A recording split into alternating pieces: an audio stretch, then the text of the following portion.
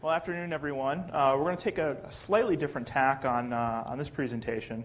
In the line of work I do, it's technology and computers and some actually kind of boring stuff that I would think that most of you would find.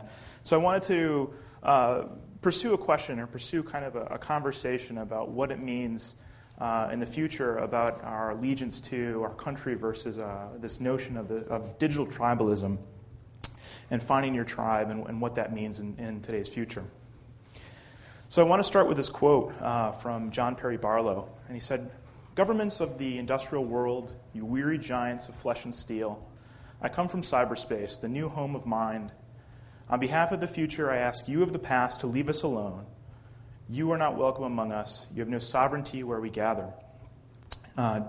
John Perry Barlow was a thinker who wrote these words in 1996, and he's also possibly most famous as the founder or co-founder of the Electronic Freedom Foundation. And their definition, or what they seek to go after, is to mediate the inevitable conflicts that occur between the physical world and cyberspace. And that conflict between the nation state, the countries that we live in, the allegiance that we have to our nation state, and the cyberspace in terms of how we self-organize, and the self-agency is the question that I want to go through today. So since John Perry Barlow wrote these words about 15 years ago, a lot has changed. In 1996, e-commerce and government services were not really online. There was this notion that you could buy things online, but it was kind of this novelty, much different than what it is today. We have online identities through Facebook or through Twitter. We have our credit history online, easily accessible with a click of a button. How we communicate is much more about cyberspace, using phones and technology to increase our ability to communicate with others. In some ways, it's almost as easy to affiliate or communicate with people that are halfway across the world as it is our neighbors. And sometimes we see people across the world more than we see our neighbors. And I think the other thing that's been fascinating as time has gone on is that the notion of physical goods, tangible food, currency, those type of things, they still have value, but it's the information, it's the content that we generate, it's the data that we have, it's the music that we listen to, it's the software that we use. It's this know-how and process in our service-based economy that has really increased in value, more so than perhaps the tangible goods. So my perspective is that of a technologist that's living kind of on the cusp of both worlds. And I was first drawn into this intellectual pursuit when our services became popular and we were starting to see people in different countries using our services and having these interesting questions. What if a Russian user has a problem with something with a Swiss national and we're a US-based company? What rules govern that conflict? Is it our own terms of service? Is it the local laws of the person who's complaining or the person who's being complained against? Are we actually this global national that has to make these decisions? And this is something that other companies are grasping, and we as just a small global company are kind of getting pulled into this fight. I think we have an understanding that there are common laws such as murder, theft, tax evasion. Those are things that are wrong in any jurisdiction.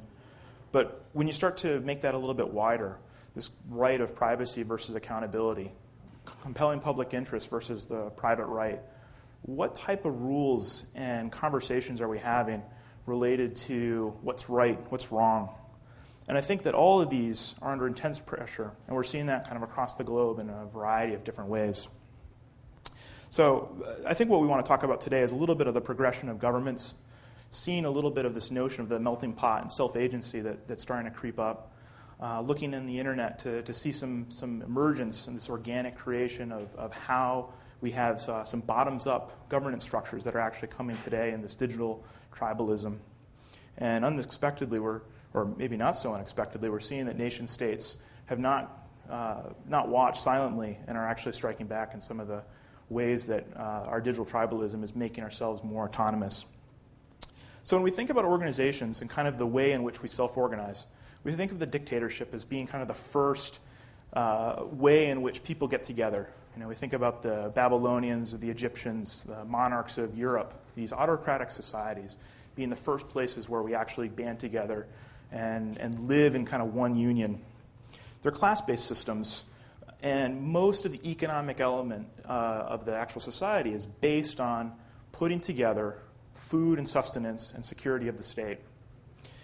So as time goes on, kind of as we think back into our high school history days, what happens is that you have the republic, you have the educated population, the informed electorate, the republic of the Roman Empire. And now we have most of Europe and North America, you have these democratic representative states. But one thing that kind of has been fascinating to watch is that you see this specialization occurring, this ability for us to have disposable income, to have interests and hobbies outside of the caring and feeding and security of the state. And so republics have had to answer some questions, and this nation state have had to answer questions such as, how do you allocate resources? And so when we think about a lot of the law and a lot of the things that we talk about, even in today's political context, it's all about how we share resources. What type of fairness is there between taxpayers, social services, what we spend our collective monies on, how we divide land up? Those are the questions that nation states and kind of republics have had to answer. And this is predominantly what we see in the modern world. But there's another form of government that happened actually before the monarchs, before the autocratic society, and that was tribes.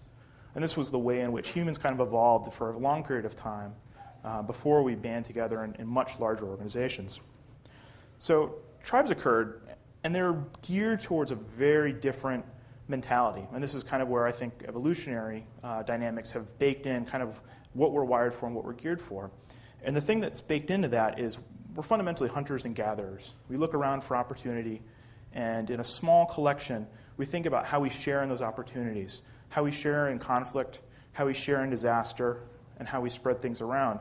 And these more autocratic or even democratic societies have been kind of intellectual creations that we've had to put together. So the tribe, there's a couple of fascinating things that come out as a result of tribes. You have this notion of egalitarianism. So in a tribal setting, there's not a lot of people to make a class system. 75 people or so in a tribe. You don't really have a lot of class or a lot of hierarchy. And the other thing that's fascinating about it is this notion of opportunity, of dealing with people in the tribe, not within the tribe, and kind of the loose borders that exist. The early nomads, it wasn't really I'm in tribe A or I'm in tribe B, and kind of this division of I'm a United States citizen, so that means I'm not a Canadian citizen. There wasn't that definition. There was this much more of a multiculturalism or this multi-belonging. And so ultimately, I think that this definition, we'll come back to a little bit again, is this definition between allocation and opportunity really being the driving factors between these two things. This notion that geography is kind of the shared resource that republics have to answer, and one thing is that we're seeing with these physical goods becoming less and less important, and as intellectual goods becoming more important, that they have no cost to duplicate. They have no additional marginal cost. And so we have to have a different paradigm. And so one of the paradigms that we're seeing is this digital tribalism. And the way in which we're seeing that is you and I have many things that we're interested in. Who we are, what we like to do, what we spend time on. And these groups are actually more sticky and more resilient than the other type of organizations that we've seen and kind of the other factors that have led us to be either citizens of a country or residents in a location. This is in direct contrast to the melting pot.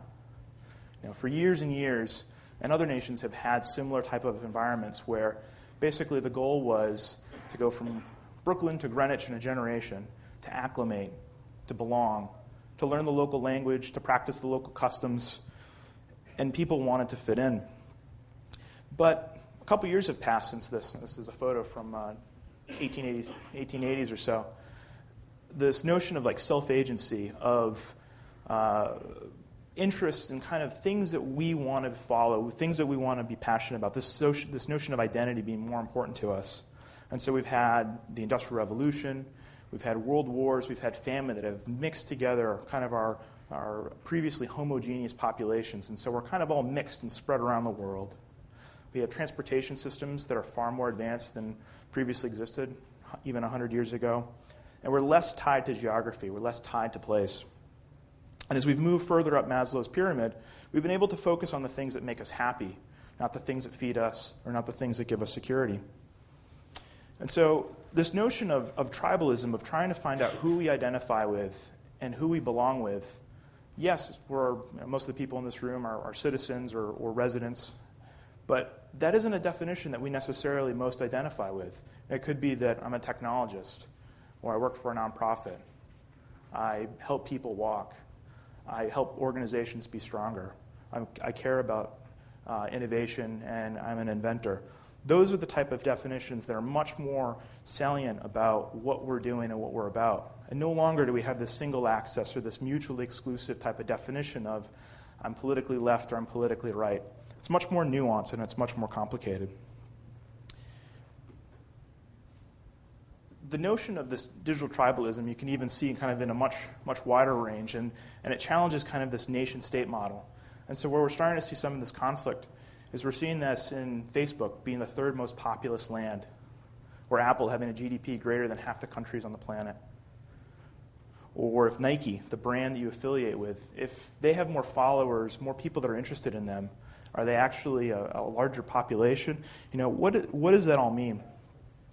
And so as we think about how this governance structure works and how we relate together, we think about what types of structures are good for governance. And I believe that there's been a couple of different examples that we can point to that in the future we might see more of. Cyberspace is run sort of loosely by this organization called ICANN. They're a California nonprofit which provide bottoms-up, multicultural or multi-stakeholder approach to the governance of the technical coordination of the internet. Something like that obviously sounds like a mouthful, but they basically manage the namespace. So they decide who and how .com runs or .net, sort of how different protocols on the internet work. But the fascinating thing about this is that they're a bottoms-up, multi-stakeholder approach. And so they're a super tribe or super tribal council of sorts. And what they do is they bring together IP interests, engineers, governments, nation states. And governments are one, not the first among equals, but one voice. And I believe that this model is something that we're starting to see, and it's challenging kind of the traditional authority of the nation-state model. And we're seeing this in other places. We're seeing this multi-stakeholder approach being applied to the open source community, projects and tools and technology being developed in kind of a distributed fashion. We're seeing it related with content, Wikipedia being a great example of this groundswelling of who owns Wikipedia. Well, it's held by a nonprofit, but we all own it. We all can contribute to it. We all partake in its benefit. The Arab Springs and kind of the political uprising that we're seeing, there's no nation state that necessarily benefits from the direct output of those activities, but it's something that the people care about. And we've also seen a medium of exchange pop up. Some of you may have heard about bitcoins. It's a currency, a method of exchange that exists without a nation state, without some sort of physical good to back it, without fiat, without a Federal Reserve. And these bottoms-up organic things are happening all around, and they look like many of the facilities that a union or a government actually supply. But at the same time, we're seeing the nation states notice this, and they feel a little bit of a challenge to what that means. The notion of sales tax. Can a California resident purchase something from a New Hampshire company and be sold by a Washington company? Who collects sales tax? What jurisdictional boundaries are the ones that we belong then? If we believe in this tribalism, then it shouldn't really matter because there are tribes that are working together. And why is there a higher power that's influencing that? Countries that are making decisions for their residents or citizens about blocking internet content. Pakistan blocking YouTube, China filtering a lot of content. And before anyone thinks that the United States is blameless, and I don't mean the person up on the screen, but the United States will also look and filter free speech in the sense, or not filter free speech, I don't mean to say that. We'll look at the type of content and kind of moderate what is public broadcast, and that is something that for the public good, that's something that's seen. But all of this is taking a massive level of perspective. The definition of whether or not somebody is a cyber patriot or a cyber terrorist. And this, I think, is a poignant question of, we see something like a WikiLeaks event, or we see something like the Arab Spring, and its perspective as far as whether again, somebody's a terrorist or whether they're a patriot. So kind of in wrapping up, I think the next decade we're going to see a lot of very interesting questions getting asked and hopefully being answered just because they have to. This notion of privacy versus accountability, I think, is a huge thing. And one of the greatest things I think about the United States is this notion of life, liberty, and the pursuit of happiness. This was written in the Declaration of Independence. And this notion that people could be free of a monarch, could be free of an autocratic society. And so as we go from this republic to these more tribal, these more multifaceted relationships that we have with each other, what does that really mean in that type of context? So I look forward to the conversations, and thank you.